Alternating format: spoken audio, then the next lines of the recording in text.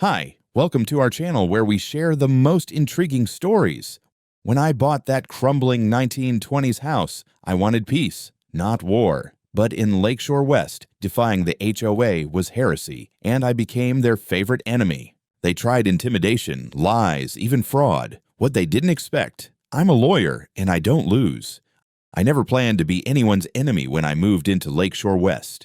All I wanted was a quiet house with good bones and a bit of character, something that didn't look like it came from a developer's assembly line of beige mediocrity. I found it 5 years ago, a once glorious craftsman home from the 1920s, buried beneath decades of rot and neglect. The bones were still good. The roof needed to be yanked off like a dying tooth. The porch was sunken like a tired spine, and the plumbing was a joke. But it was mine. I poured sweat and soul into that place. Every floorboard I replaced, every antique hinge I polished back from rust, reminded me why I got into law in the first place. Because details matter, and because you don't let something beautiful be bullied out of existence. That philosophy didn't sit well with the local homeowners association. Now, let me make one thing clear. When I bought that property, I deliberately structured the transaction to avoid becoming a member of the HOA. Georgia law, like in many states, allows for a purchase to proceed without entering into a covenant agreement, so long as certain forms are declined and notarized properly. I made damn sure every dotted line I signed excluded me from the clutches of the Lakeshore West Homeowners Association and had copies filed with the county for good measure, but the house was still physically located within their borders.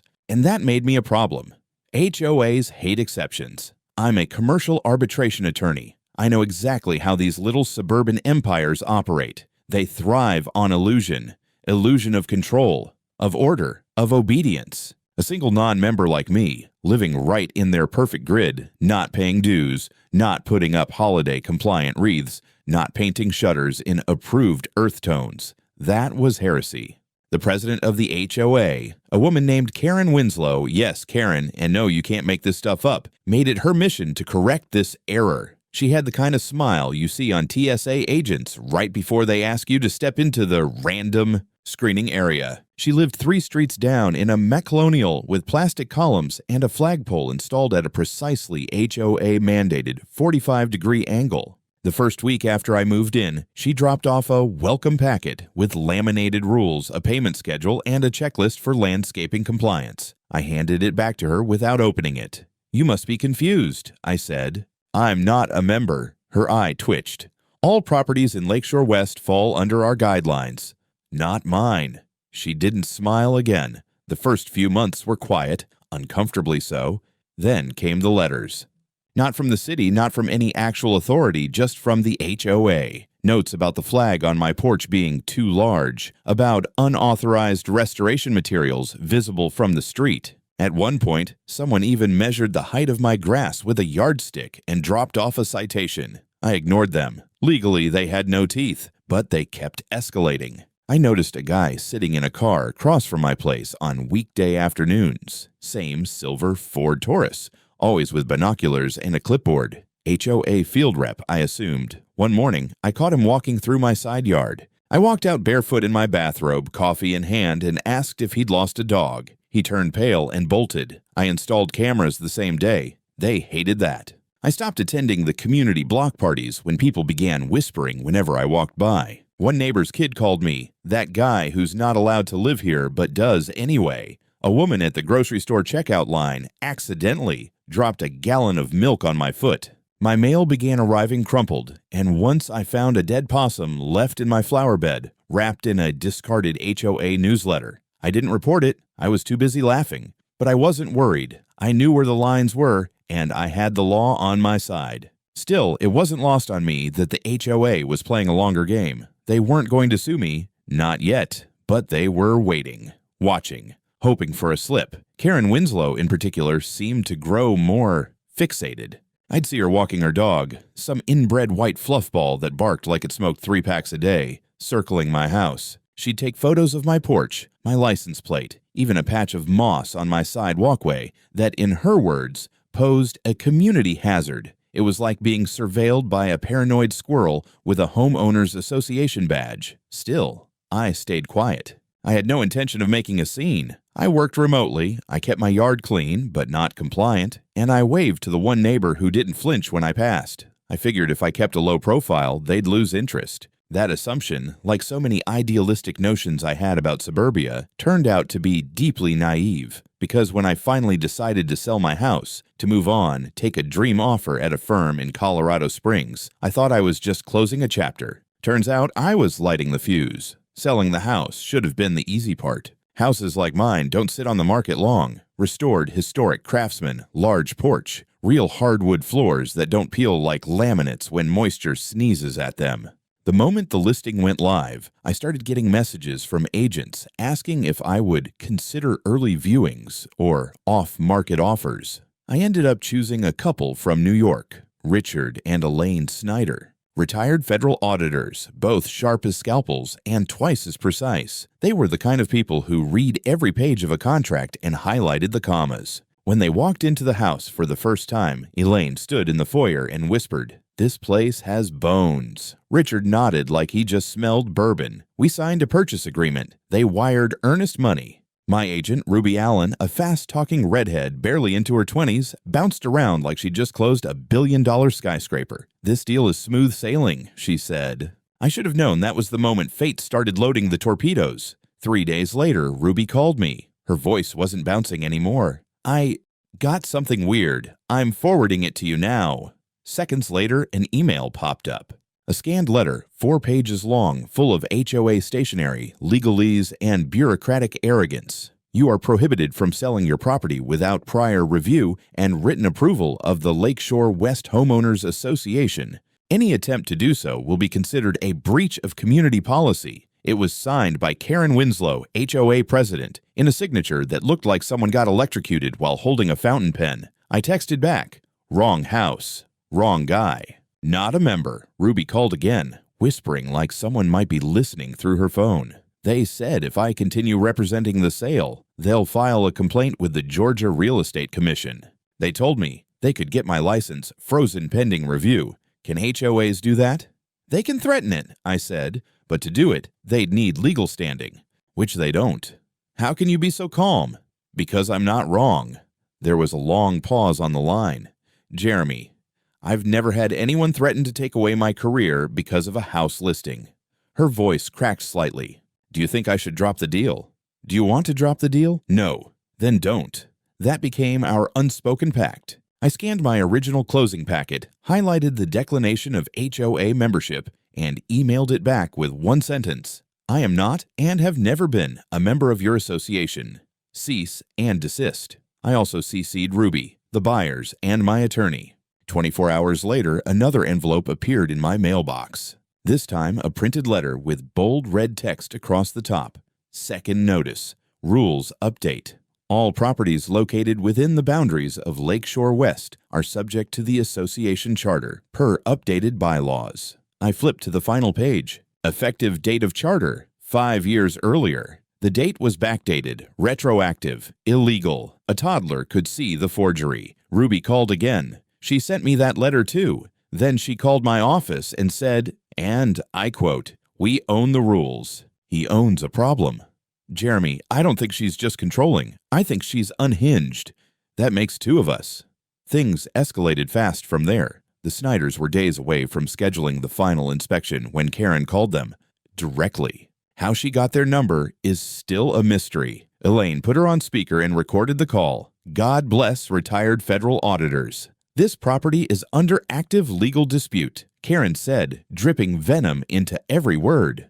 "If you attempt to take possession, the HOA will intervene, and you will be removed." Elaine's tone turned colder than a morgue drawer. "We were auditors for the Internal Revenue Service for 30 years. We have removed CEOs from their own conference rooms. You do not intimidate us." Karen hung up. Meanwhile, I noticed a gray crossover parked across the street. Same spot every evening. A man with reflective sunglasses sat inside, pretending to scroll his phone, but looking up every time someone approached the house. Subtle as a rhinoceros in a tutu, they tried to make me the villain. They tried to make my buyers afraid. They tried to make my agent crack. Instead, they made something else. They made me interested, because the only reason bullies push this hard is when they're hiding something worth protecting. I sat at my desk that night, pulled up the county recorder's website, and typed Lakeshore West Homeowners Association into the search bar. If they wanted a war over paperwork, they picked the wrong attorney. If you ever want to lose faith in suburban civilization, spend a couple hours digging through HOA filings at the county records office. I swear, some of them look like they were typed up by feral raccoons with paralegal degrees. I wasn't expecting much when I drove down to the Chatham County Recorder's office that morning. I figured I'd confirm the so-called updated bylaws were improperly filed, maybe missing a notarization or buried in fine print somewhere. What I wasn't expecting was an outright forgery staring me in the face like a drunk impersonator in a fake tuxedo. The document was labeled Restated Master Charter of the Lakeshore West HOA, date of record 6 months ago. Effective date claimed July 14th, 5 years prior. I blinked at the clerk behind the counter. Did you just backdate your HOA charter? She looked up. Sir? Not you. Them. I asked for a certified copy. She printed it out. I read it 3 times. The language was intentionally vague. Lots of sweeping statements about collective oversight and inclusive jurisdiction over all internal lots. But nowhere did it contain an actual map or parcel listing. No block and lot numbers. No addresses. Just the phrase, all properties within the historical bounds of Lakeshore West. Historical bounds? What is this? A medieval fiefdom. Then I got to the signature. Supposedly, it was notarized by someone named Clifford Lane, listed as the HOA's general counsel. The signature looked off, like it had been copied from somewhere else and digitally stamped. The notary stamp next to it was even worse. No embossing, no ink bleed. A perfect, pixel-clean circle like it had been dragged and dropped in MS Paint. I made a photocopy and drove straight to the law library at my old firm downtown. A quick LexisNexis search turned up Clifford Lane's disciplinary record, disbarred in Texas, fraud, real estate manipulation, lovely. I reached out to the district attorney's office. The clerk I spoke with wasn't surprised. We've had whispers about that HOA before, she said, but no one's brought hard evidence. I gave her the copy. I gave her a list of the inconsistencies. Then I went home, scanned everything, and added it to a new folder on my desktop labeled Operation Napalm. But I wasn't done. The Snyders still wanted to proceed, and frankly, so did I. We agreed to close the deal using a private conveyance method, a quiet title transfer using a private warranty deed. It's a perfectly legal process in Georgia. It just bypasses the usual escrow channels that HOAs love to infest. Ruby was nervous. This is off book, Jeremy. Are you sure it's safe?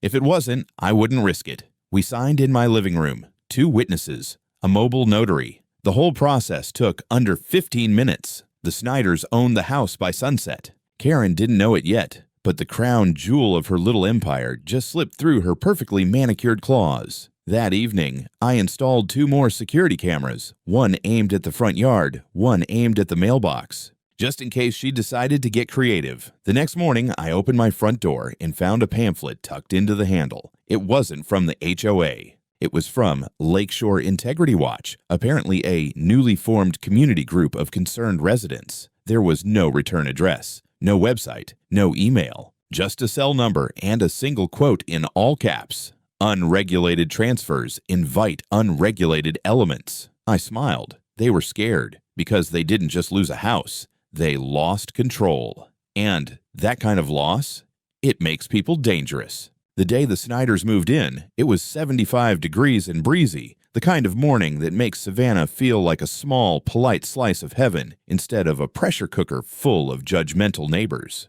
Richard backed their rental truck into the driveway with surgical precision, and Elaine was already walking up the porch steps before I could offer to help unload. She'd brought lemon bars. I suspected they were a bribe for the cameras. "You're staying here a bit, aren't you?" she asked, handing me the Tupperware. "Until Colorado. I figure a week, maybe 2. "Good. If the witch shows up, I want backup." She didn't have to specify which witch. The Snyders were inside arranging furniture when it happened. I was on the porch, coffee in hand, watching a hawk drift overhead, when a white Range Rover rounded the corner and practically levitated over the curb onto their new lawn. It screeched to a halt inches from the fresh mailbox. Karen Winslow climbed out, flanked by 2 Savannah PD officers. One of them I recognized, Officer Brett Hanley. The other was new. Karen was already waving a manila folder like it was a warrant. "This house," she declared, pointing like Moses with a grudge, "was sold in direct violation of our community charter. The HOA did not approve this sale. It is therefore invalid." The younger officer looked at her, confused. Hanley just sighed. "Ma'am, unless there's a court order, that's not how any of this works." "I am the president of this community," she snapped, "and I am here to enforce the rules." I stood up slowly and walked to the edge of the porch. "You're trespassing, Karen, and unless you brought handcuffs and a time machine to backdate your fraud, I suggest you leave." She turned toward me, venom in her voice. "You sold restricted property. You're complicit in an illegal transfer. And they," she gestured toward the house, "are occupying a property under dispute." Richard stepped out the front door just then, still wearing moving gloves. He took one look at the scene and calmly pulled out a folder of his own.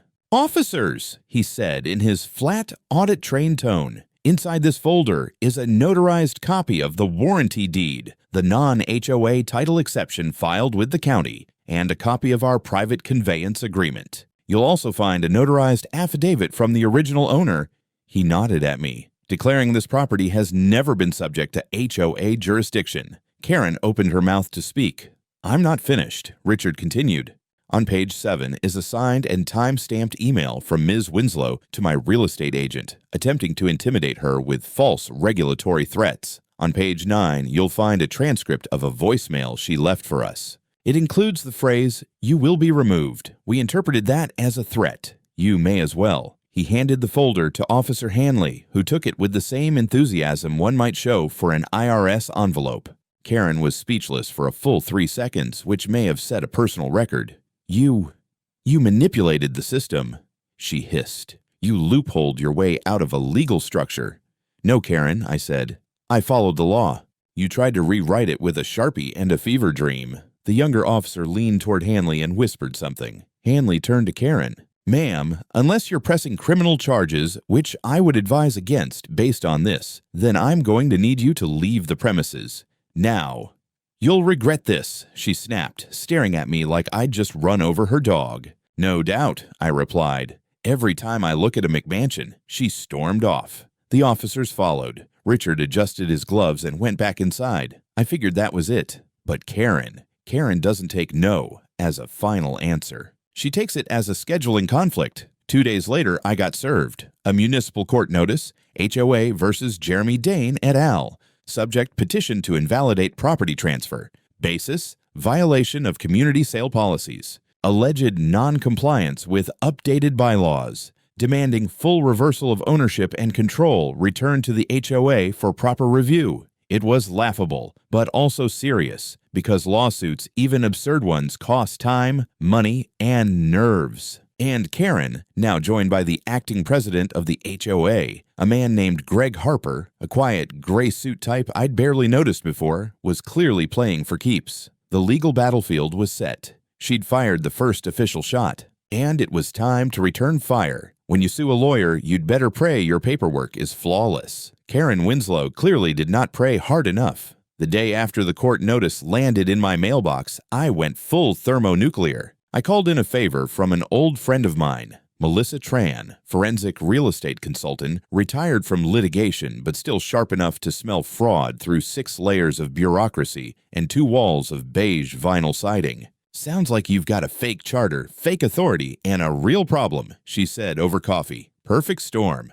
I'm in. Together we began pulling every publicly filed HOA document from the past decade. Property transfers, amendments, charters, meeting minutes, financial reports. Most were boilerplate, full of self-congratulatory garbage about enhancing community value and preserving neighborhood integrity. But Melissa, bless her cold-blooded efficiency, started tagging anomalies with fluorescent post-its like she was mapping a crime scene. "Look here," she said one afternoon, flipping open a 2019 sale document. This homeowner sold their house in April. HOA claimed it was in violation of aesthetic conformity and forced a revaluation through an internal board of appeal, sold at 20% under market. "Let me guess," I said, "to a board member's cousin." Worse, to a shell LLC, registered to Greg Harper's P.O. box. Greg Harper, the new acting president. the man who had smiled so politely while Karen did all the barking. That smile was starting to look a lot like camouflage. Turns out, over the past 4 years, 3 other properties had gone through similar internal evaluations, each resulting in suspiciously discounted sales, all transferred to shell companies, all later flipped within 6 months for a tidy profit. Melissa made a spreadsheet. I added it to Operation Napalm, but it wasn't just the sales. We found budget line items for things like community order enforcement, legal coordination fee with no attached invoices. There was also a recurring $750 charge labeled sale processing fee, which was flat out illegal for an HOA in Georgia unless expressly authorized by the membership. And guess what? It wasn't. Meanwhile, the Snyders were settling in like nothing happened. Elaine hung up wind chimes. Richard installed a solar floodlight in the backyard with the same attention to detail he probably once used to audit defense contractors. Ruby, my agent, was back in contact too. Less anxious now, but clearly on edge. "They're calling my office again," she told me over the phone. "Different number, same threats." One voicemail said, "If you won't listen to your professional peers, maybe you'll listen to our attorney." She paused. "I'm thinking of filing a report." "Do it. And forward me every message you've got." She did more than that. She forwarded the voicemails, 2 emails, and a scanned copy of a letter that had been slid under her office door. No postage, no envelope, just typed on HOA letterhead with a handwritten postscript. "This isn't personal, just community business." I sent it all to the district attorney's office. Then came the gut punch. A man named Louis Melton showed up at my door one afternoon, shaking like a leaf in the wind. He was maybe in his 70s, eyes glassy behind thick bifocals. Said he used to own a house over on Crestview Lane. "That witch took it from me," he whispered. "Said I owed back dues I never signed up for. Threatened to sue. Said I'd lose everything if I fought it." He handed me a file folder. Inside, a set of letters from the HOA, dating back 2 years. Everyone more aggressive than the last. Photos of his yard non-compliance. Warnings of legal action. Copies of a fake lien, stamped with a notary seal that didn't match any registry in the state. "I couldn't sleep," he said. "Couldn't eat." I ended up selling it just to make it stop. Melissa scanned everything. It matched the pattern. Another forced sale. Another quiet flip. I gave Louis some tea and promised him that he wasn't alone anymore. 3 days later, I got a call from the hospital. Louis was dead.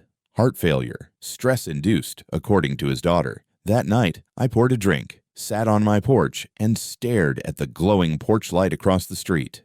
Karen's house. I thought about the things people justify in the name of community, about how HOA board members can bully, bluff, and crush people into silence, about how the law without someone to fight for it is just paper. And I realized something.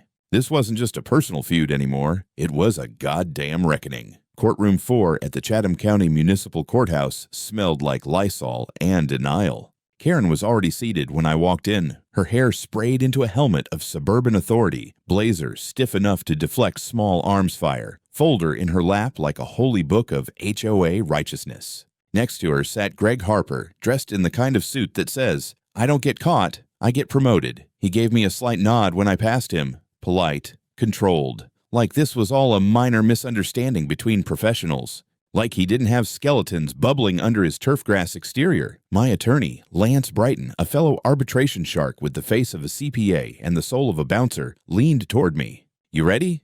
"Born for it." The judge was a woman named Clarissa Monroe, sharp, no nonsense, and not the type to tolerate HOA theater. When she banged the gavel and asked for opening statements, Karen practically leapt to her feet. She spoke of community cohesion, of property stability, of protecting shared interests. She called the sale of my house a rogue transaction and referred to me as an opportunistic dissenter. She even managed to say legal insurgent with a straight face. Then it was our turn. Lance stood up, adjusted his glasses, and calmly shredded her narrative with one document at a time. A certified copy of my waiver of HOA participation, signed and notarized on the date of purchase. A time-stamped version of the fake restated charter showing it was filed 6 months ago, not 5 years ago as claimed. A forensic report on the signature of Clifford Lane, revealing it was digitally superimposed with no wet ink on the original file. Then came the good stuff. Your Honor, Lance said, sliding a folder across the bench. We also submit audio recordings of Ms. Winslow threatening a licensed real estate agent, pressuring her to abandon a legal transaction, and referring to buyers as undesirable infiltrators. Karen's face paled. Ruby, God bless her, had come through like a champion. She was in the back of the courtroom, hair tied up, blazer too big for her frame, but resolve sharp as a tack. When the judge called her as a witness, she marched up like she'd been waiting her whole life for this. She testified to everything. The phone calls, the voicemails, the handwritten note, and, most damning of all, the visit to her office by a man she identified in court as Greg Harper, who encouraged her to reconsider her future in real estate if she kept aligning herself with non-compliant sales. Greg kept a blank face. Karen looked like she wanted to dig a tunnel under the bench and escape through the sewer system. But the real hammer dropped when the judge asked me to clarify the series of private transactions we'd undertaken to avoid the HOA's interference. I laid it out clean and simple. Georgia property law allows private conveyance between two parties, so long as both parties agree and legal requirements are met. There was no law requiring HOA approval for a sale I was never subject to. Judge Monroe reviewed the stack of exhibits, then leaned forward. "Mr. Harper," she said, "you are listed here as having signed supplemental enforcement documents for the HOA charter. Is that correct?" Greg nodded. "Yes, Your Honor." And yet these documents referred to jurisdiction over properties that had previously opted out. That would constitute an unauthorized extension of charter authority. Did you notify those homeowners of the jurisdictional expansion? We considered it implied under the charter revisions. Considered, the judge repeated flatly. Not legally executed. Greg blinked. Hard.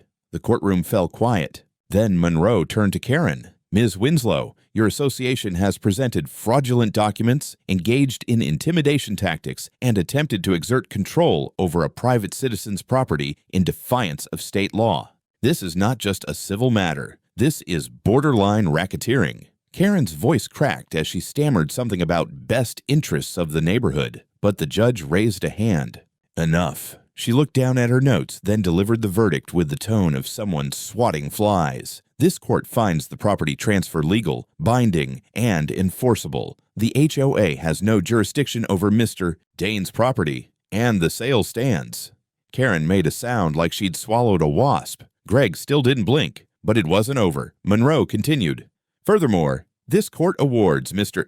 Dane damages totaling $290,000 for emotional distress, reputational harm, and legal costs. In addition, the matter of document forgery and witness intimidation will be referred to the district attorney's office for potential criminal prosecution."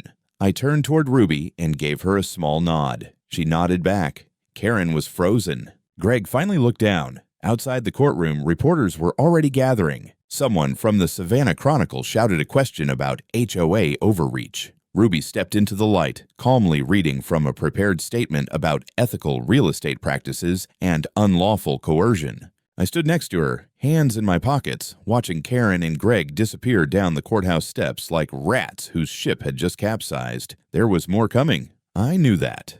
But for the first time since this suburban war began, I could breathe. And I knew one thing for sure. They'd picked the wrong house. You'd think after a court ruling like that, public, damning, and very, very expensive, the HOA would crumble quietly. Accept defeat, lick its wounds, move on. You'd be wrong. The very next morning, I woke up to a newsletter, not email, not a legal notice, a glossy, full-color HOA newsletter in my mailbox. Lakeshore West Community Update, Leadership Realignment for a Stronger Tomorrow. Karen's name was nowhere in sight.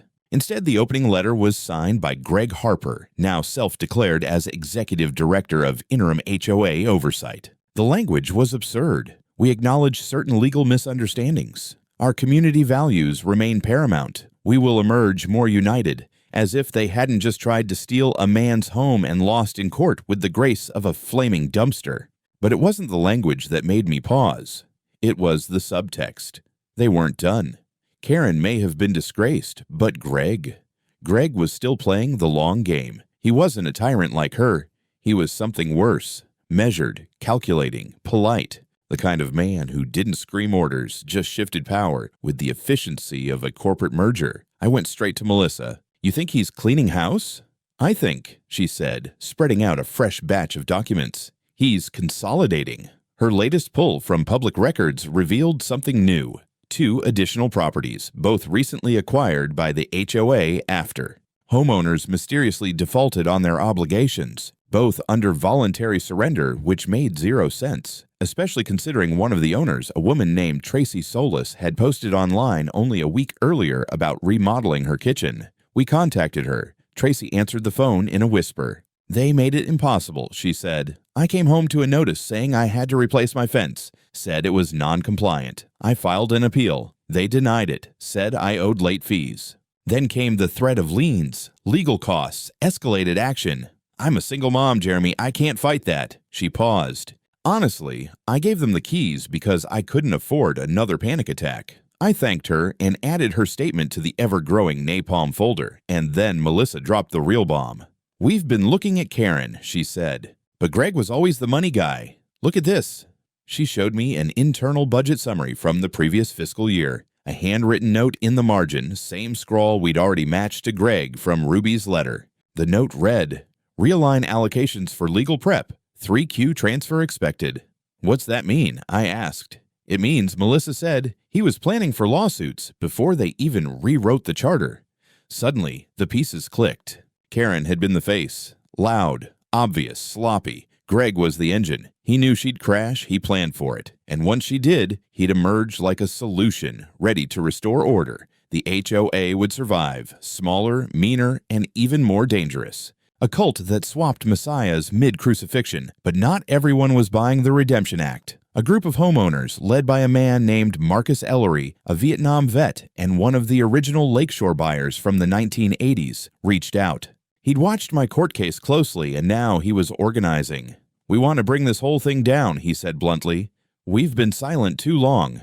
Within days, Marcus had 17 homeowners behind him, each with their own horror stories. One had been fined for improper flag illumination. Another had been cited for using mulch that contrasted too aggressively with the neighborhood color palette. We filed a collective civil suit. Ellery et al. Vs. Lakeshore West, HOA, 17 plaintiffs. Charges of fraud, emotional distress, malicious enforcement, and financial coercion. The media caught wind. And, suddenly, HOA horror stories were front-page news. Channel 9 ran a segment called The Rulebook Rebellion. Talk shows called me the man who beat the HOA at its own game. A podcast interviewed Melissa and dubbed her the HOA Forensics Queen. But it was Ruby's moment that made the biggest splash. She gave an interview, nervous, honest, and perfect, where she read aloud a portion of Karen's voicemail. "People like him don't belong here. He thinks he's above the rules. He doesn't realize this is our neighborhood."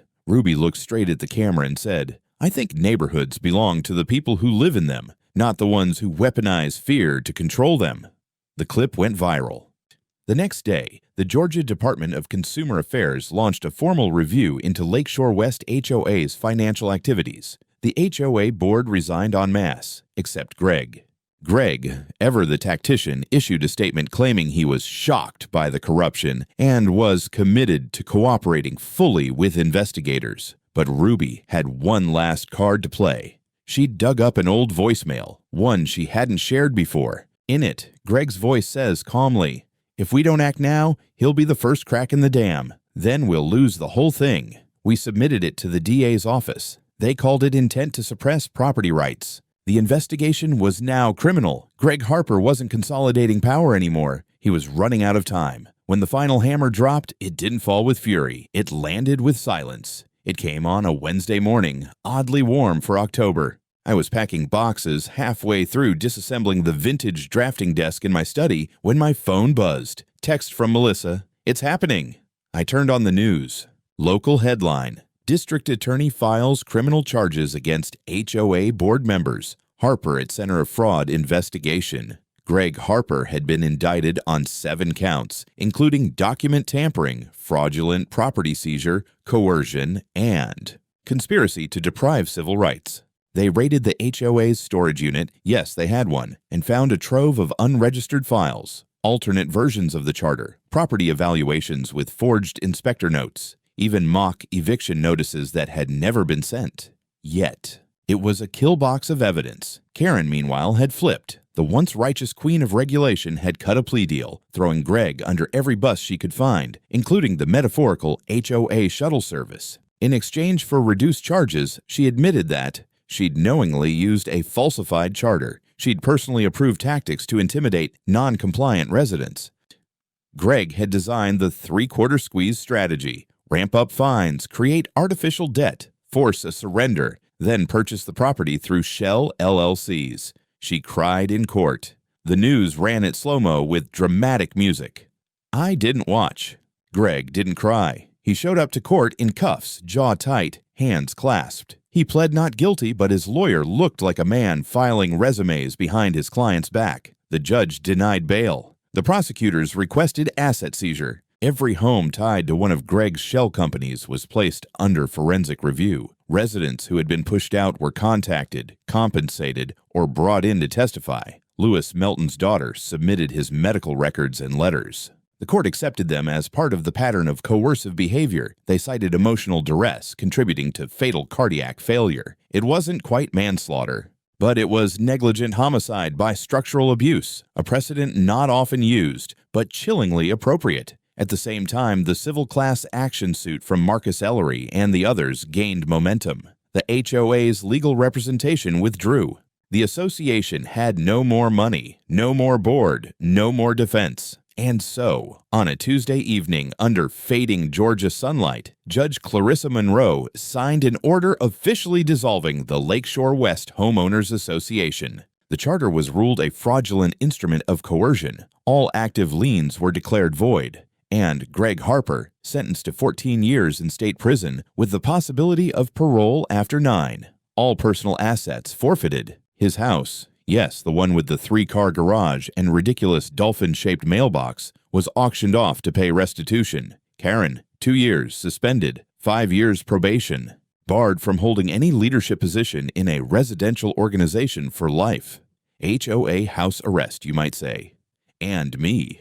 I packed up the last box, locked the front door, and handed the keys to the Snyders. Elaine squeezed my hand. "You didn't just sell a house, Jeremy. You cleared the rot." Richard nodded. "We'll keep it clean." As I pulled out of Lakeshore West for the last time, I drove past neighbors standing in their yards. Some waved, some looked away. One woman clapped, slow and steady. Ruby met me at the edge of the neighborhood. She handed me a sealed envelope. "I'm switching brokerages," she said. "Starting my own team. No more fear." I opened the envelope when I got to Colorado. Inside was a photo of the old for sale sign. Someone had graffitied it in black Sharpie. "The house that broke the HOA." It made me laugh harder than I had in weeks. A month later, I got a letter from Marcus Ellery, handwritten. He said, "The community is rebuilding now. No board, no charter, just people trying to be neighbors again. We don't all get along, but nobody's knocking on doors with citations anymore. It's quieter, better." He included a quote from Lewis Melton's daughter. "My father didn't die for nothing. He died proving something was wrong. Now it's right." And with that, I knew. It wasn't about the house. It never was. It was about standing your ground when someone tells you it doesn't belong to you. About drawing the line and saying, "No further." They tried to break me, but in the end, they broke themselves.